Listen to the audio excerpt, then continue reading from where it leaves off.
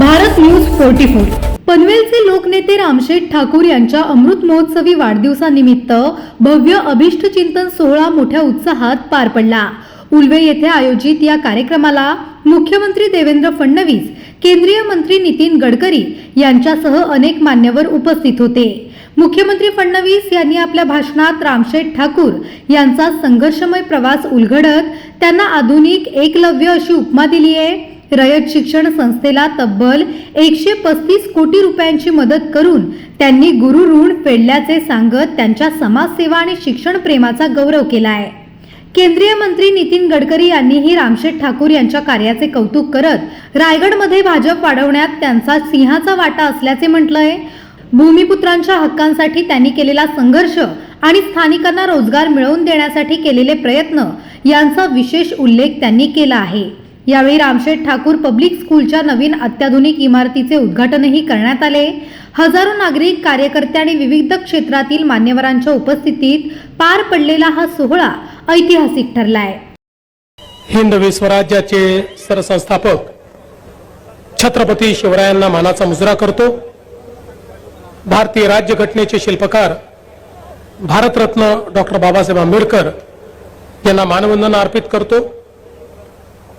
आजच्या कार्यक्रमाचे सत्कार मूर्ती, लोकनेते, आपल्या सर्वांचे मार्गदर्शक रामशेठ ठाकूरजी, त्याचप्रमाणे सौ वहिनीसाहेब, या कार्यक्रमाकरता आवर्जून उपस्थित असलेले केंद्रीय मंत्री माननीय नितीनजी गडकरी, माननीय श्री गणेश नाईक साहेब, भरत शेठ गोगावले, सुनीलजी तटकरे, आशिषजी शेलार, अदितीताई तटकरे, श्रीरंगप्पा बारणे, आपले भाजपचे अध्यक्ष रवींद्र चव्हाणजी, विक्रांत पाटील, श्री दिलीप वळसे पाटील, श्री रविशेठ पाटील, श्रीमती मंदाताई म्हात्रे, श्री महेंद्र दळवी, श्री प्रशांत शेठ ठाकूर, श्री महेश बालडी, श्री ज्ञानेश्वर म्हात्रे, श्री धैर्यशील पाटील, श्री देवेंद्र साटम, श्री चंद्रकांत दळवी, श्री जे.एम. म्हात्रे, श्री किसन जावळे, श्री विजय सिंगल, या ठिकाणी माननीय रामशेठ ठाकूर यांच्यावर प्रेम करणारे सर्व भगिनी आणि बंधूंनो, सर्वप्रथम मी आपल्या सर्वांच्या वतीने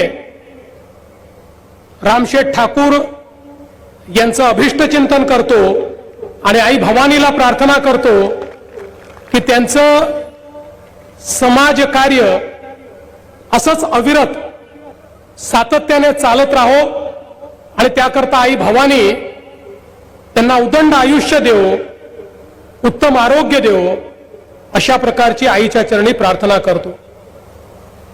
आजचा सत्कार हा केवळ एका व्यक्तीचा सत्कार नाहीये. हा सत्कार एका सामान्य माणसाने असामान्य कसं व्हायचं याचा जो मंत्र आपल्याला दिलेला आहे त्याचा सत्कार आपण सगळे लोक मिळून करतो आहोत.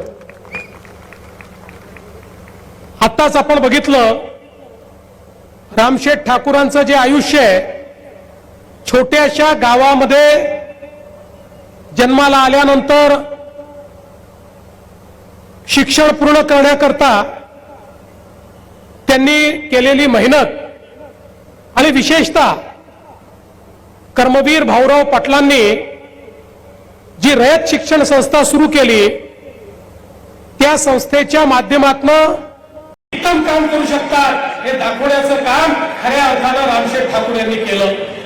आणि एवढंच नाही तर एकीकडे स्वतःचा व्यवसाय तर सुरू होताच, पण त्यासोबत स्वर्गीय दिवा पाटलांसोबत वेगवेगळ्या आंदोलनामध्ये ज्या प्रकारे रामशेठ ठाकूर त्या ठिकाणी भूमिका निभावत होते, एक एक प्रश्न भूमिपुत्रांचा आपल्याला माहिती आहे. 80च्या दशकामध्ये फार काही कायदे नव्हते. कुणाची जमीन उचलली की घेऊन टाकायची, त्याच्यावर सरकारने नाव लावून टाकायचं.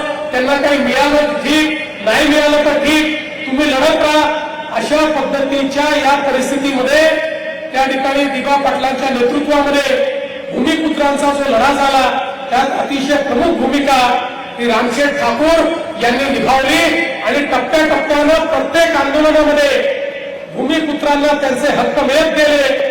जमिनी मिळाल्या, 12.5% निर्णय झाला, घरांचा निर्णय झाला, नोकऱ्यांचा निर्णय झाला, व्यवसायाचा निर्णय झाला. अशा वेगवेगळ्या गोष्टी या सातत्याने संघर्षाची एक फार मोठी गाथा ही रामशेठ ठाकूरांची आहे. आणि म्हणूनच भूमिपुत्रांनी त्यांना थेट लोकसभेमध्येच पाठवून दिलं. हा असा नेता होता की डायरेक्ट लोकसभेपर्यंत पोहोचला आणि दोन्ही लोकसभेच्या निवडणुकीमध्ये दिग्गजांना त्या ठिकाणी पराभूत करण्याचं काम हे रामशेठ ठाकूर यांनी केलं.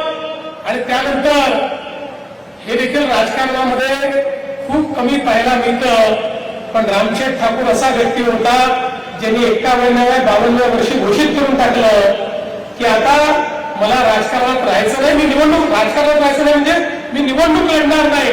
खरं म्हणजे अनेक निवडणुका ते जिंकू शकले असते, पण त्यांनी निर्धार केला, निर्णय केला आणि निर्णय केल्यानंतर मागे वळून बघितलं नाही आणि सातत्याने समाजकार्य ते करत राहिले. आज हा रायगड जिल्ह्यातला जो नवा मुंबईचा सगळा भाग आहे, या भागाच्या विकासामध्ये त्यांचं जे योगदान आहे हे निश्चितपणे आता तर पुढच्या काळामध्ये आपलं सरकार मुंबईपेक्षा सुंदर मुंबई ही या रायगड जिल्ह्यामध्ये आणि नवी मुंबईमध्ये करणार आहे. खरी पुढची मुंबई इथेच होणार आहे. मुंबईचं आणि महाराष्ट्राचं नव्हे तर देशाचं ग्रोथ इंजिन हे असणार आहे. आता देशामध्ये सर्वात जास्त डेटा सेंटर असतील, सर्वात जास्त टेक्नॉलॉजी असेल, सर्वात जास्त जॉब्स असतील, सगळ्या गोष्टी याच ठिकाणी तयार होणार आहेत.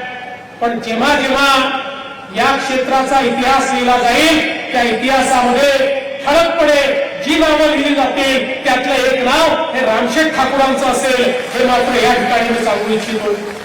आणि नवी मुंबई एअरपोर्टच्या संदर्भात मयंकजींनी उल्लेख केला, ही गोष्ट खरी आहे, त्यातलं एक नाव हे रामशेठ ठाकूरांचं असेल हे मात्र या ठिकाणी मी सांगू इच्छितो. आणि नवी मुंबई एअरपोर्टच्या संदर्भात मयंकजींनी उल्लेख केला, ही गोष्ट खरी आहे. जर रामशेठ ठाकूरांची मदत मिळाली नसती तर हे नवी मुंबईचं एअरपोर्ट आम्हाला करता आलं नसतं.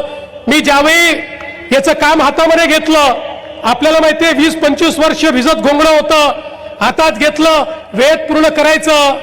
आणि त्यावेळी आमच्या मदतीला रामशेठ ठाकूर धावून आले.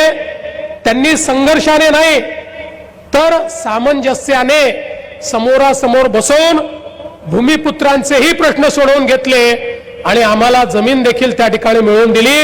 आणि म्हणून आज हे जे नवी मुंबईचं एअरपोर्ट आहे, जे एअरपोर्ट 2030 साली भारतातलं सगळ्यात मोठं एअरपोर्ट असेल आणि त्याच्या पुढे जगातल्या पहिल्या 10 एअरपोर्ट मध्ये जे येणार आहे अशा प्रकारचं एअरपोर्ट आपण पूर्ण करू शकलो, त्यांच्यासारखा नेतृत्व गुण असलेला व्यक्ती या ठिकाणी होता. म्हणून आणि मला आज उल्लेख या ठिकाणी केला पाहिजे की रामशेठ ठाकूरांचं हे जे सगळं समाजकार्य आहे, अनेकांना शिक्षणाकरता मदत असेल, अनेक लोकांना वेगवेगळ्या पद्धतीने व्यवसायात मदत असेल, जसं मगाशी सांगितलं आगरी कोळी महोत्सव असो, मराठी दिवाळी अंकाचा विशेषांक असो, त्याचा महोत्सव असो, सगळ्या गोष्टीच्या पाठीशी खंबीरपणे ते उभे राहतात.